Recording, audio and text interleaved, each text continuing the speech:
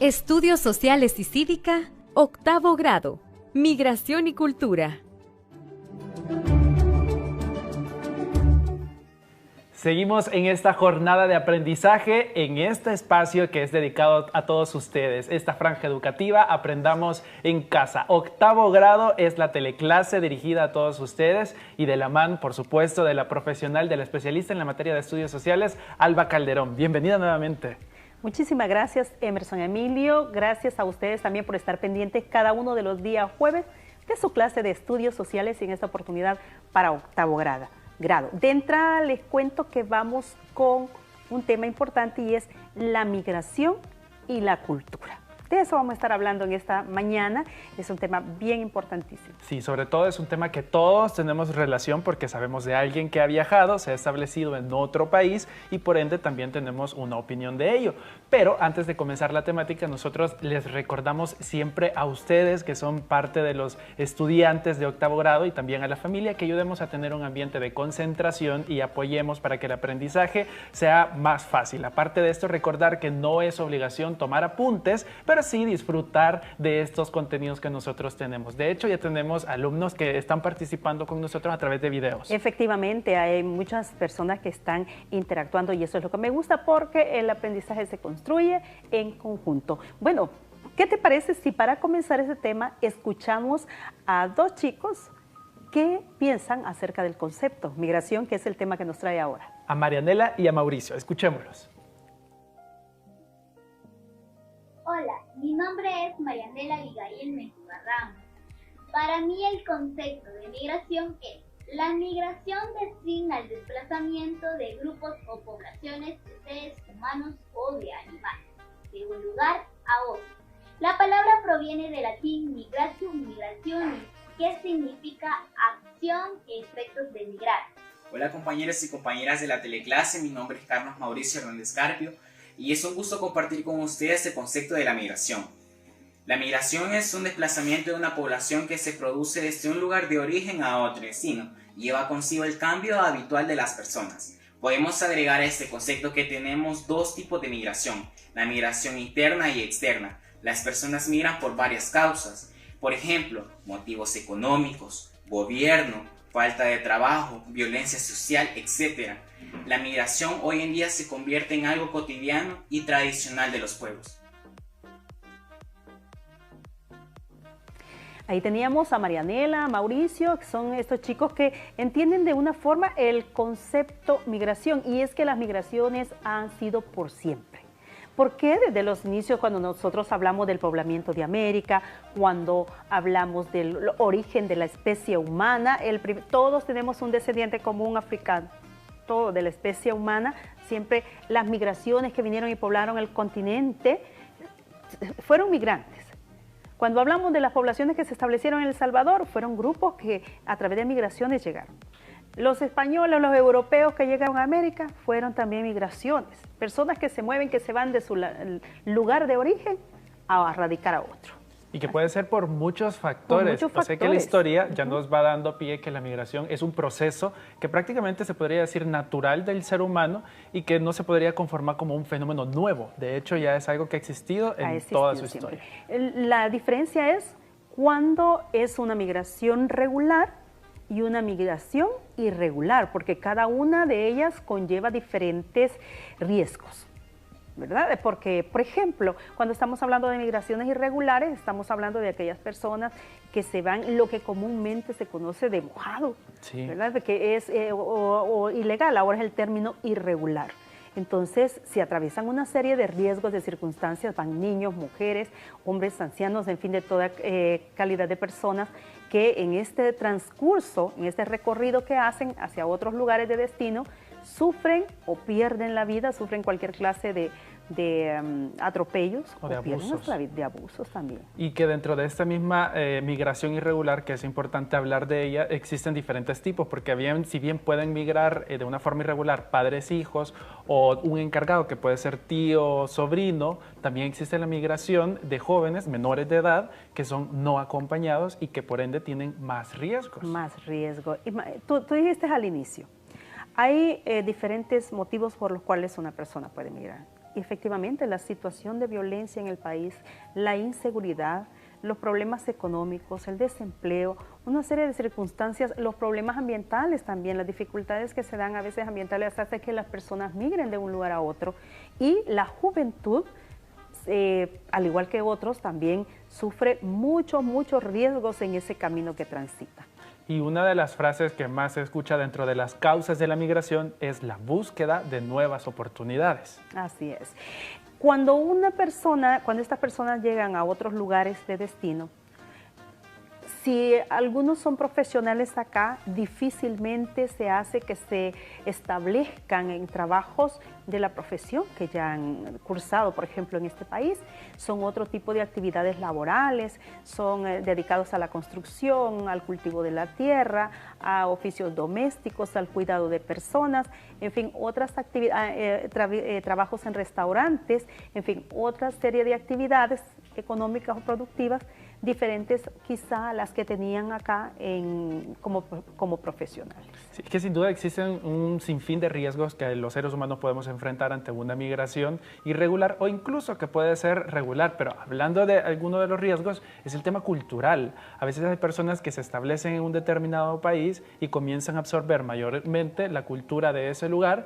¿Y qué pasa con la identidad con la que nacieron? ¿Hay un riesgo de una transculturización? Quizá la palabra riesgo habría que valorarla, pero la transculturización o la transculturación es un elemento o es un efecto que se da, es como un medio de adaptación al grupo, a la sociedad donde llegas. Y cuando tú estás absorbiendo elementos de la otra cultura, obviamente pasa por tu filtro y le das tus adecuaciones. Tú, en tu esencia, como salvadoreño, tienes tu identidad, tienes tus costumbres, valores, creencias, tu arraigo, tu identidad. Entonces, cuando tomas elementos de otra cultura, también sufren una cierta adaptación en el momento que pasan por tu identidad.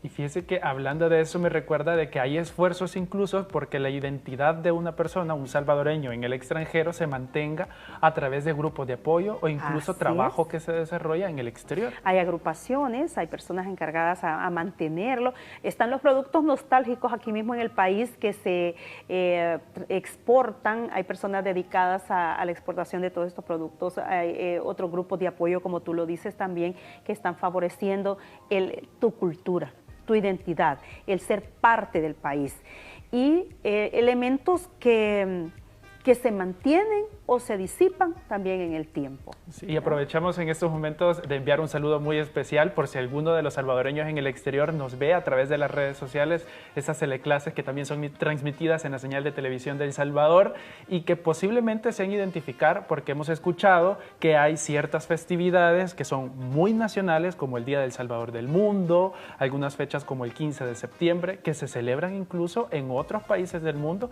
en comunidades de salvadoreños. Comunidades de salvadoreños.